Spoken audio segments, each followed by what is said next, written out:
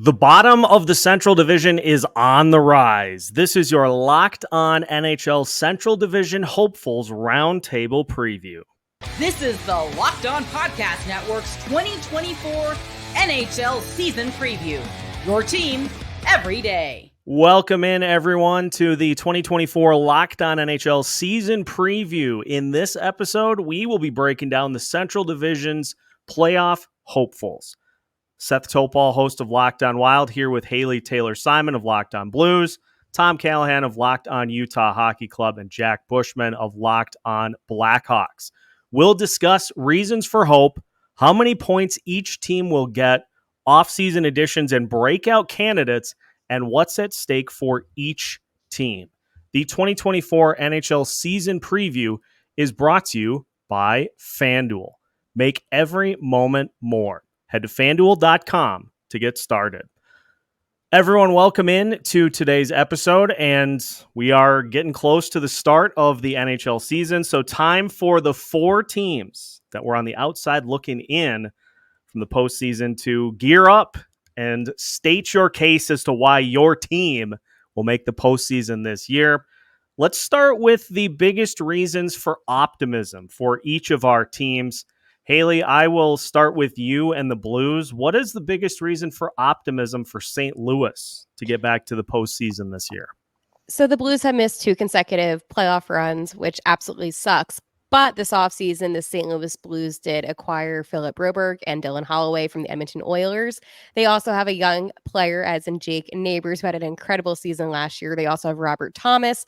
So they do have a lot going for them. And of course, our goalie Tatum. So if there is any hope for optimism for the Blues to make the playoffs, it's definitely the young additions plus the goalies. Tom, what is the biggest reason for optimism for Utah in their first season in Utah to make it a postseason season?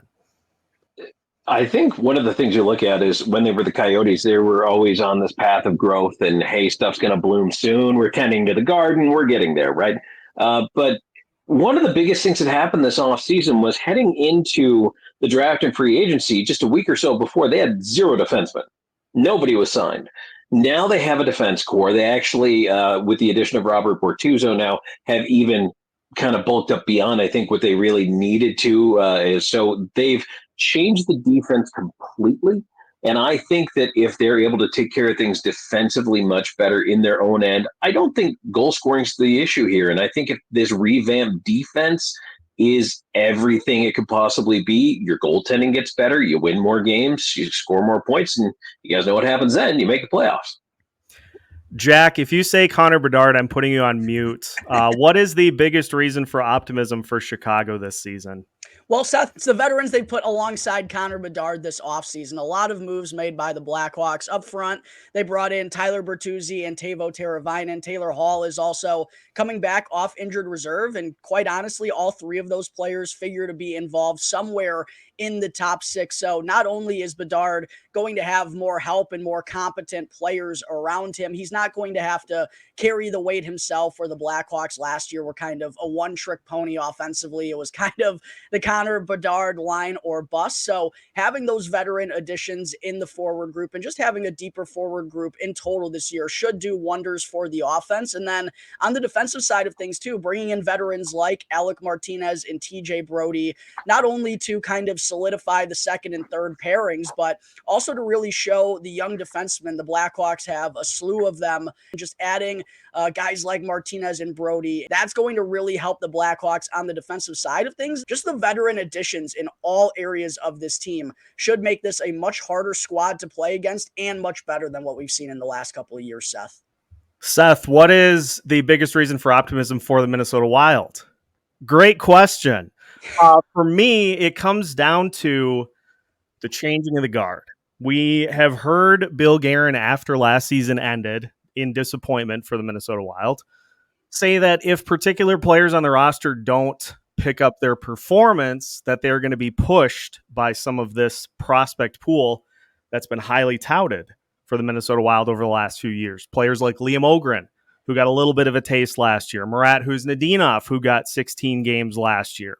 If players like Marcus Johansson, Freddie Gaudreau, and others don't carry the weight, The hope is that those players are going to get the opportunities. And you've got your franchise goalie in waiting, Jesper Wallstedt. He's waiting in the pipeline too. And so we're at this crossroads point with the Minnesota Wild roster.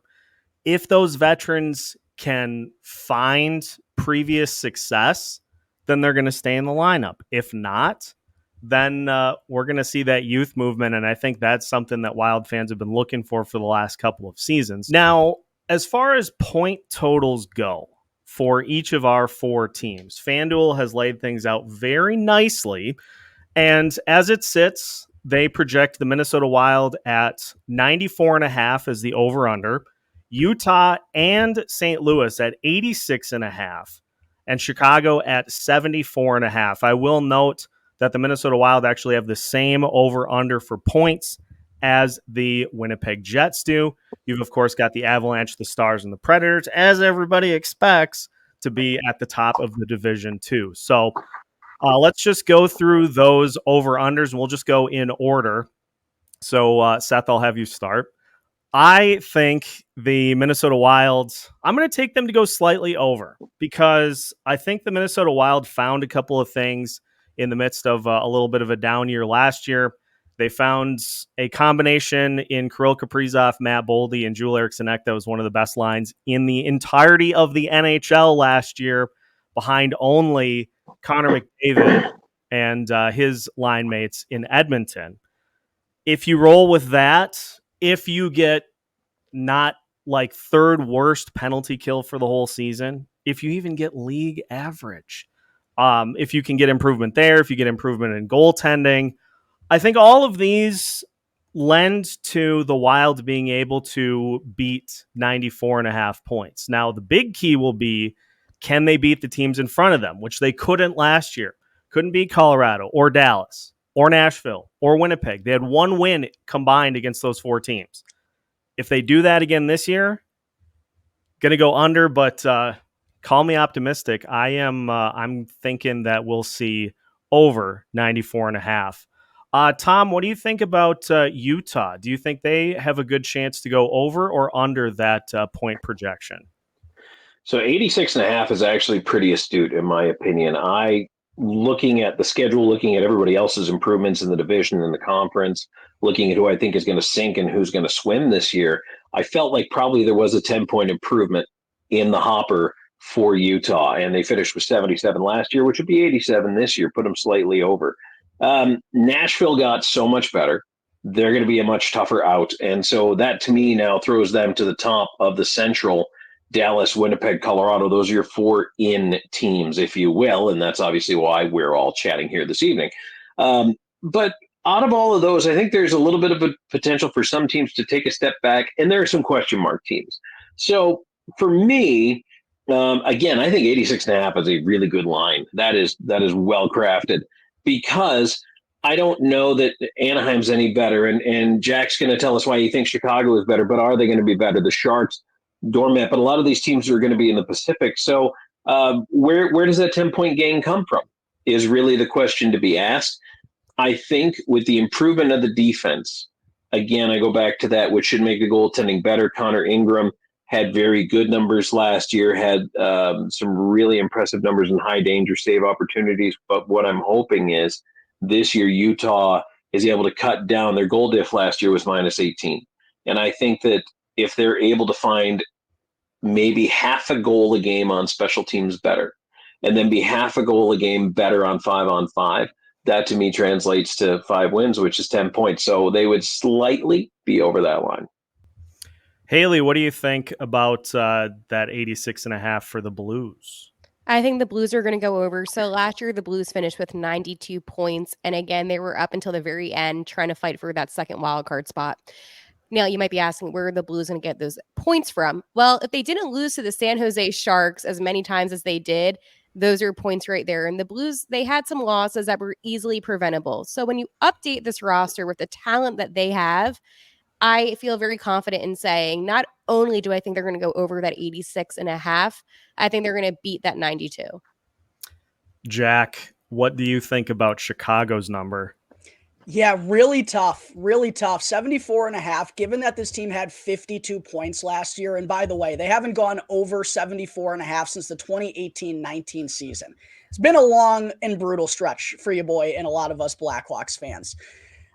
I want to say over. I just think it's too big of a leap for this team to take. But I do think they're going to be really close to that number. When kind of looking through the standings these last couple seasons, quite honestly, Tom, what Arizona did last year, they put up 77 points.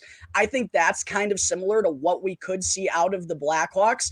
But if I were going to put money down on them going over, that just feels like a little bit too much of an ask. I do think it's going to be very close, though, because of the reasons I talked about earlier, the veteran additions in all the key positions. It's another year of development for Connor Bedard. There's more help alongside him. There are a lot of reasons to be optimistic about this Blackhawks team, and more reasons to be optimistic than there have been for the last half decade. I just think it's still too much of a sizable jump, but I think they're going to be in the 70s. I am ultimately going to go under, though. Okay. I heard a little violin just playing right by my ear just now, but now we've got a lot more to get to here on today's show. We'll talk breakout candidates as well as big off-season acquisitions. And before the show is done, we're going to lay it all out on the line with what's at stake if the postseason is not achieved this year. We have a ton more on the way on today's Playoff Hopefuls preview for the Central Division, coming up after this.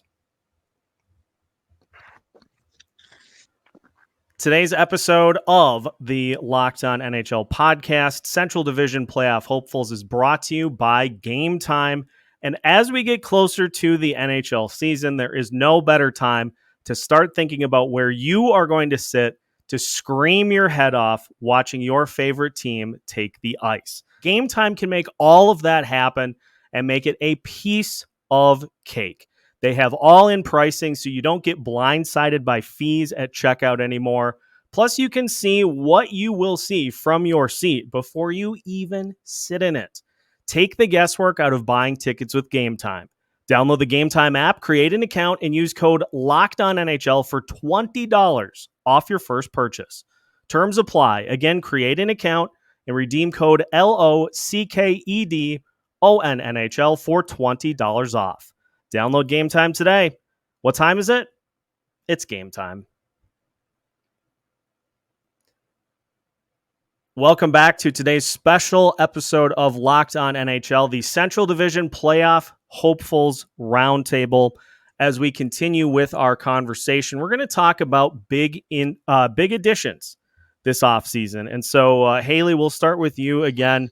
Just recap for us the single biggest offseason addition your team made and what that particular player means to the Blues.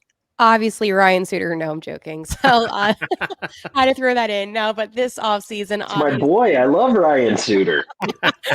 Love suits.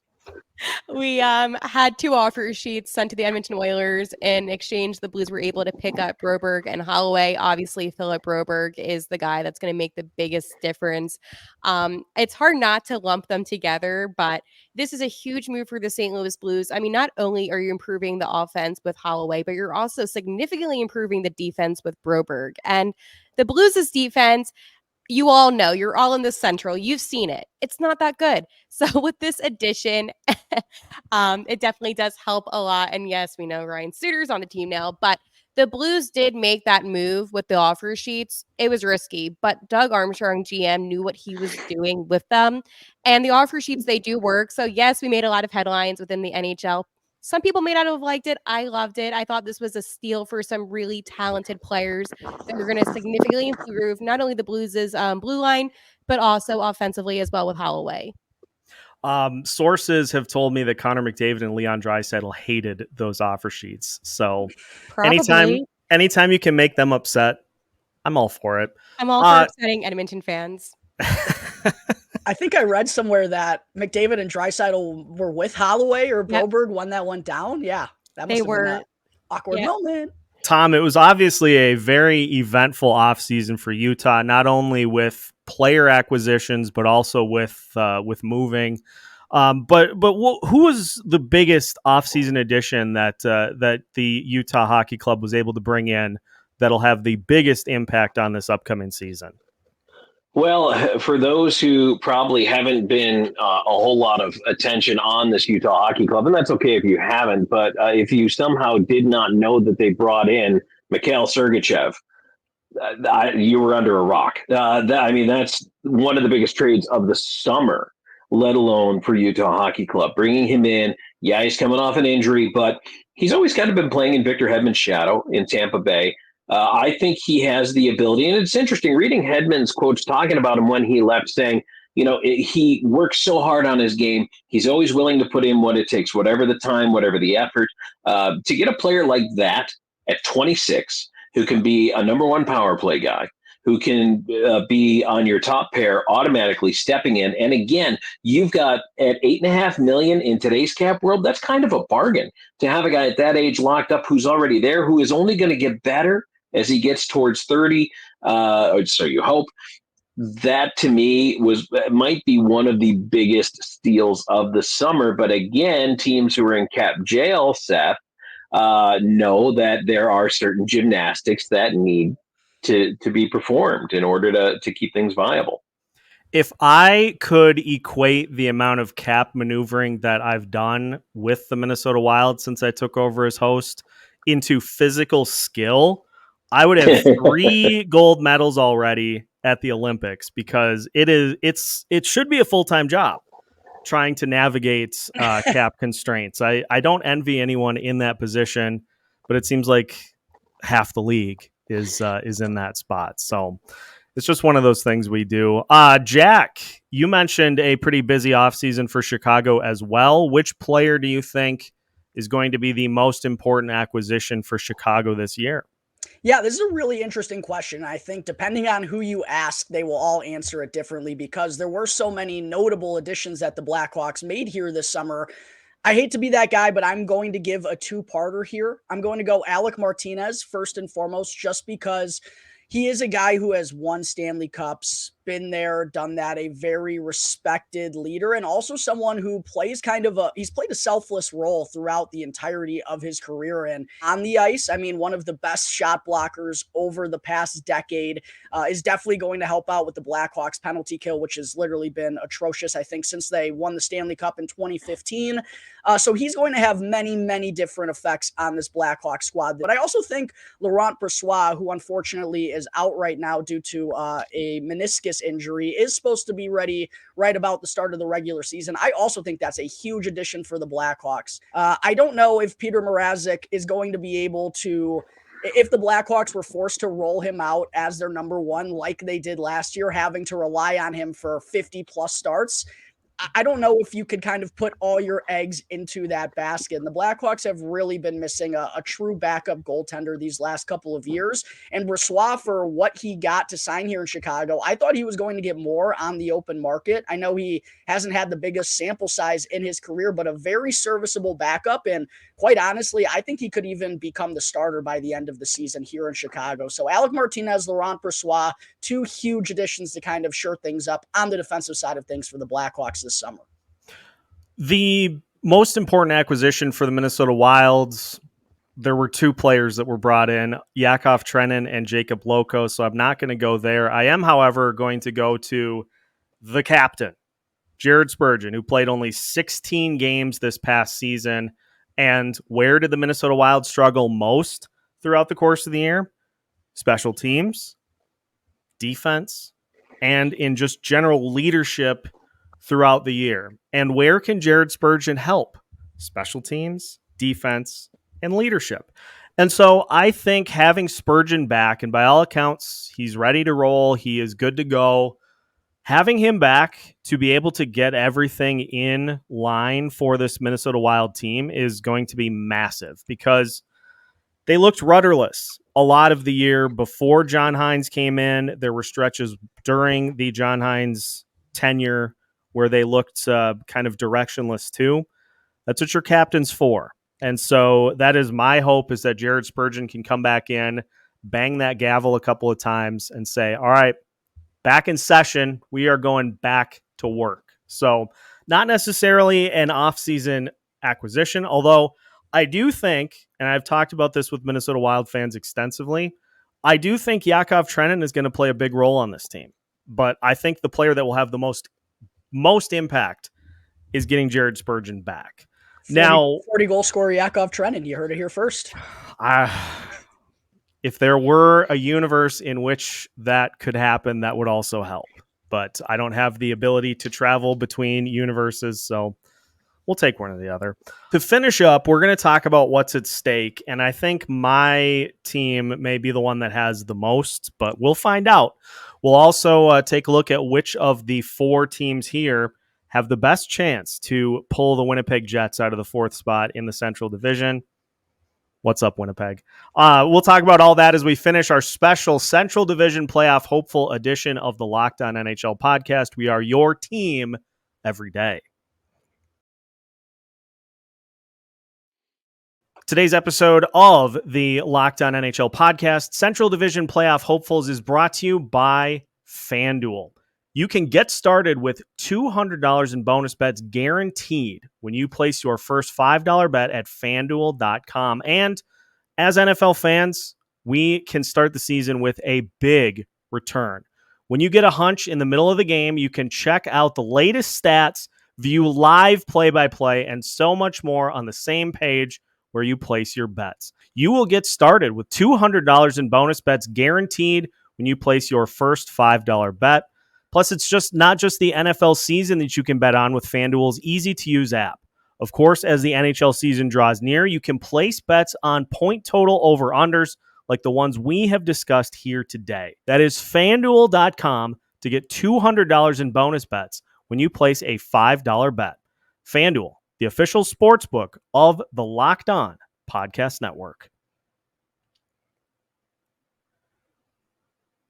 Welcome back to today's special edition of Locked On NHL, the Central Division Playoff Hopeful Roundtable. We are your team each and every day. Let's talk about what is at stake for our particular teams. And I'm going to start this one off because it may not be a direction that people think. Because depending on how this season goes, Kirill Kaprizov could be at stake for the Minnesota Wilds. We all know the contract situation. He has this year and next year left on his current deal. And if the Minnesota Wild don't show a little bit of their hand as to what they have coming up, are you going to want to stick around? And it doesn't necessarily have to be a playoff appearance for the Minnesota Wild. But as we talked about in the opener, that switch to the youth movement, to some of those prospects, so where Kirill can get a look at them and say, these guys can play. Like, I could play with these guys over the next couple of years. If we see steps forward like that in a non-playoff season, that's fine too. A season of neutral, not going to cut it. Haley, what is at stake for the Blues if they do not reach the postseason this year? It's a good question, Seth. Obviously, the fans are going to be very upset. This would be the second time since 2005 and 2008 that the Blues would miss 3 consecutive seasons of not going to the playoffs. However, what I will say is that after the moves the Blues made this past offseason with the additions to the team, not much is going to change. You have Alex Steen that's going to be taking over as the GM in a couple of seasons. The contracts right now, they're not awful for the veterans, so I don't think much is going to change in that aspect. And I think that you're going to hear from Doug Armstrong, let's ride it out. Let's give some of these younger players a chance, some of these prospects. The Blues, they have so many good, talented prospects. You have Simon Robertson, and you just have so many guys. You have Yeko. Again, I could go on and on about this. So I think it's just going to be ride it out. Fans are going to be upset, as expected, but not much that the Blues can really do in this situation. Tom, it's different for Utah, and I'll let you expand upon this too, but it's a little different pressure, I think, for Utah this year because you're dealing with a fan base that is seeing a team for the first time. So that might be some of what factors in, but what is at stake for Utah if they were to not make the postseason this year? What's really nice is the 3 other fan bases that are on this show are going to be loud and disenchanted and angry and upset. when their teams do or do not make the playoffs or flame out early or whatever. Utah fans are just going to be happy to have hockey at the NHL level, and they're going to love the show. They're going to love the team. They're going to find their favorite players. There's not that pressure from the fan base. In fact, I think coming in with the bar set outside of the playoffs is perfect because it gives you a chance, really under no pressure, to build that community bridge, and they will, to become a part of everything that's going on there, along with the Jazz, and part of the sports fabric of the area. So from that side, I don't see a whole lot. Where the pressure is for Utah on the ice is to get better defensively. To honestly, they were the worst face-off team in the league. They were terrible. They need to be better. All these little things, right? Better on the power play, better on the penalty kill, better in your own zone, cleaning up the details. How does that happen? With growth and experience. I don't think there's any pressure for a coaching or a general manager change in Utah. I think it's accepted that the team is growing. It's getting better. They are managing their cap space well. They are drafting and developing. It is a bright outlook and a good future. I think this team is a playoff team in 3 years, 2-3 years. There's going to be growing pains, especially defensively. It's going to take time to knit this thing together. So I think that they are starting the season under a little bit of grace. Jack, what is the overall goal for Chicago this year? Because I don't think I'm burning the Blackhawks fan base by saying the postseason's probably not in the cards. So what would be a successful season? What would be a step forward for Chicago? Listen, Seth, I think everyone would love the postseason to be in the cards, the fans, the organization, the coaching staff, the players. But to have that as an expectation with this group right here, right now, even with all the notable offseason additions that I've talked about through this episode, I still don't think they're quite ready to take that jump. And with kind of that being the expectation, that is what could make the Chicago Blackhawks dangerous. I mean, a team with no expectations that no one's really thinking about is always a dangerous one. And they have a lot of veterans. They're going to be tougher to play against. But if they miss the playoffs, I don't think anyone's really going to be batting an eye or a surprise. Yeah, some fans will be irritated. I think that's also kind of a symptom of just Chicago sports in general right now. But what I will say, though, is the Blackhawks need to take a step in the right direction with a capital N-E-E-D. It needs to happen this year. They've been testing the fan base's patience these last couple of years. And this is a prideful fan base here in Chicago. And even throughout the tough times, still regularly show up to the United Center to support this team. But if they're a bottom feeder once again this season, after all those additions and another year of development for Connor Bedard and some of the young guys alongside him, that is going to be really disappointing.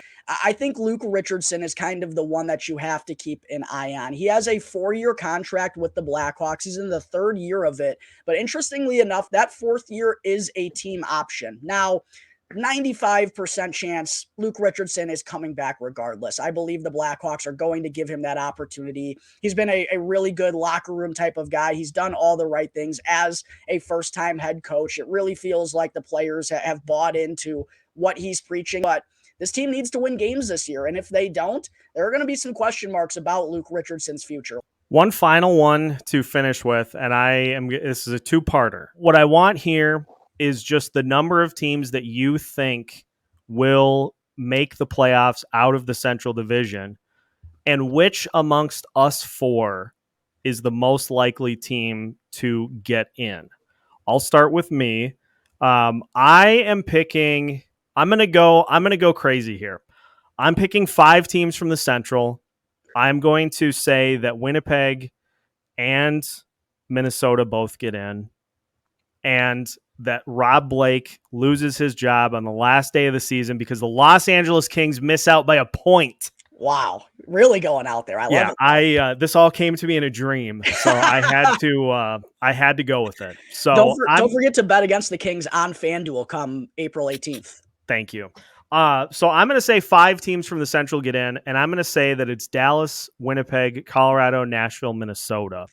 Haley, how many teams from the Central get in to the playoffs, do you think? I'm going to go say 4. Okay. I don't think Winnipeg's going to get in. So which of the four of us knock them off Blues, the obviously. table? I think Naturally. the Jets are going to choke at the end of the season. And I know that's kind of a bold statement to make. And I don't really care because honestly, at the end of the day, the Jets are not a consistent team. We saw how they played in the playoffs. I think the St. Louis Blues, they were so close last season to getting in. I think they have a better team. They have everything that they needed. They have an improved defense. They have the best goalie tandem in the Central Division. And you cannot argue with me on that one. And they have a really strong offense as well with Robert Thomas and company. Listen, if you want to hear more crazy takes like this, listen to Locked On Blues. But no, I do think that the Blues are going to get in, and I just don't want to see the Jets in any way succeed. I hate the Jets. Tom, how many teams do you think get into the postseason from the Central? Oh, that is a tough one. Here's the thing. I'm going to build my case. I'm going to say two things. Number one, you were all crazy for hating on the Jets. Trivia question: who gave up the fewest goals in the NHL last year? 199. The Winnipeg Jets. They have Connor Hellebuck. They know how to play defense. They're going to be just fine. Here's the thing, though: is I don't believe in the Pacific. I don't. I don't know if the Canucks were a paper tiger last year. They seem to think that Demko's going to be healthy and Shelov's is the second coming. Prove it. And I love Demko, and I would love to see that Vancouver fan base rewarded, but I don't know. Edmonton is going to be head and shoulders up there. I, like you, think the Kings could have a lot of problems this year. Vegas, who are you? What are you? And Vegas, look, Vegas is paying the piper now, just like Chicago has for their cup wins, just like the Kings did for their cup wins. So that's part of it now, too. So I don't know that it's because the Central gets better, but that the Pacific has so many question marks that three teams might make it from the Pacific. So honestly, out of everybody that I think, looking at the teams that have a chance to make it, I already told you, I think Utah needs to overachieve to make the playoffs. So I would pick the Blues. I like you, Tom. Thank you. I won't hold that against you, Tom. Just kidding. I don't even like, if the Wild make the playoffs, it's great. That's more games to cover, but if they take a step forward developmentally, that's the bigger prize I'm after. Jack, how many teams from the Central make it to the postseason? 4 teams from the Central wind up making it. The 3 that we expect: the Colorado Avalanche, the Dallas Stars, the Nashville Predators. I actually think the Predators are going to finish second.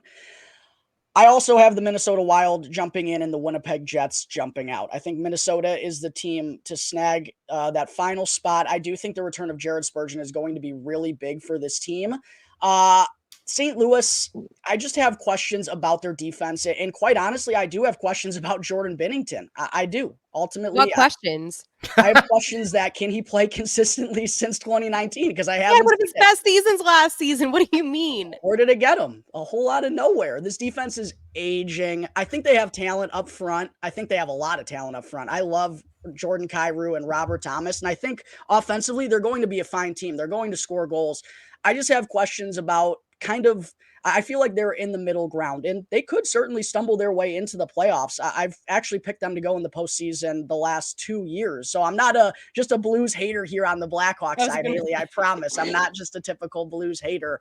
But I don't see this team getting back into the playoffs after missing it the last couple of years. I don't think they've made enough notable additions, in my opinion. I think Minnesota's ready to get back, and the Blackhawks and Utah just quite aren't ready at that point in time. I do think Utah's probably better than the Blackhawks, though. And honestly, we are one bad game away from a Binnington snap, and he doesn't win for 2 weeks. Literally. The guy's throwing water bottles at people. What is with this Binnington slander today? Dude chirped the Minnesota Wild bench after giving up 5 goals. Like, he didn't have any breakdowns last season. I want to put that on the record. He was calm, cool, and collected. To be fair, it was the officials that robbed us of the Fleury Binnington fight we were craving at that time. How cool would that have been? I know. I was so upset about that. I will never get over that. And Flower, he's so innocent. He was ready to square up. Oh, yeah, man. He's like, let's do it. Let's do it. The best part about all of this, ladies and gentlemen, is that these 4 wonderful hosts, in the case of Locked On Utah Hockey Club, Robin as well, we are going to keep you in tune all season long. The roller coaster, the high points, the low points where I'm doing post games under my desk. We're going to have you covered every step of the way. So make sure to tune in. Make sure to follow these and the rest of the Central Division shows. Thank you for tuning in to the 2024 Locked On NHL season preview. Your first listen today. For your second listen, make sure to catch the rest of the wonderful Central Division and every episode of the 2024 Locked On NHL season preview on Locked On NHL on YouTube or wherever you get your podcasts, part of the Locked On Podcast Network. Your team every day.